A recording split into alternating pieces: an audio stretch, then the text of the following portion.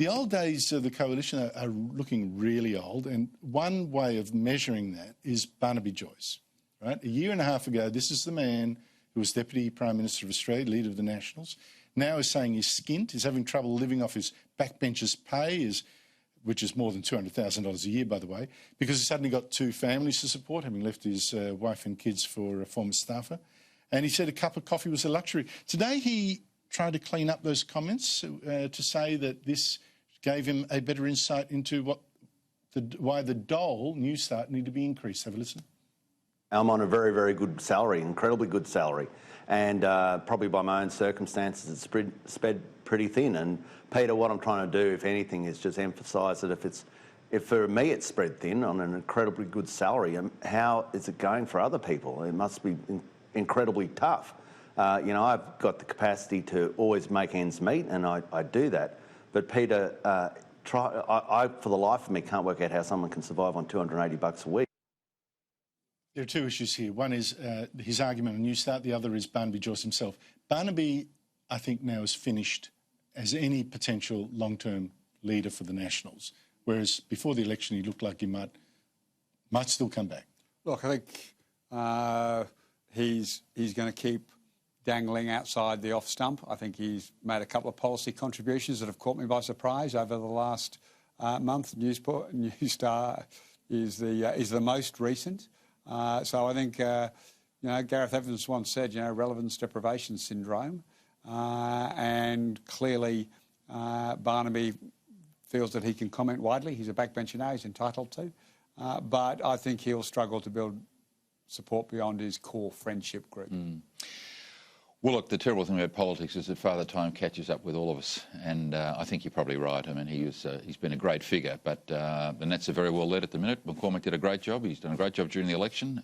He's different, but he looks as if he's there long term. I think Barnaby just proves the rule that if you're a politician, don't get into the complaints game about poor me. I mean, I'm giving him the benefit of the doubt. I understand why he said it, and he was trying to highlight Newstart. I think he's very genuine in that.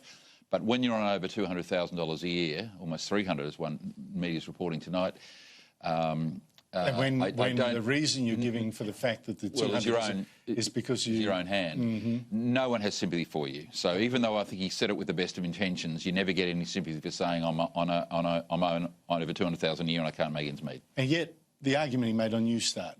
Oh, look, I think from the Business Council through to Labor, through to it hasn't moved for so many years. It is beginning to be embarrassing. I mean, Chris Richardson, this is about, other than the government, everybody's on board for this.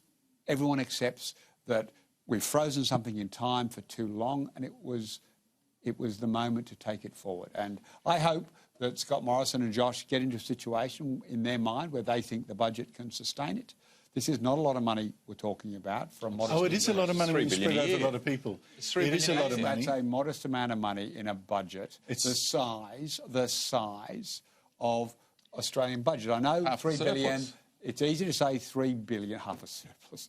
It's easy to say $3 billion sounds like a lot of money, but when you put that into perspective as a percentage of the budget, I got that, but when you're talking to a government, when you're talking about a government that is desperate to make the surplus come good this financial year, they don't want to spend anything. What's interesting? Perhaps if Stephen had run the NBN better, we would have saved $3 billion on that. Don't go down there. But Michael, as Stephen says, you've got a lot of people, which includes the Nationals, includes a few Liberals, includes the Business Council, includes a wide number of people saying, raise the Newstart because people cannot live on this money. The government's been saying, oh, look, it's just a temporary thing to get to a job, and that's the intention, I know. But the fact is, of course, a lot of people are there for 3 years on this salary. Why hasn't the argument then got more traction? Well, because it's half the surplus, that's why. It's such a big amount of money to increase to $75, as we know, it's $3 billion a year. That is a huge amount of money. I think everybody in the government is well aware of the difficulties. I mean, no one can live on that amount of money, let's be honest.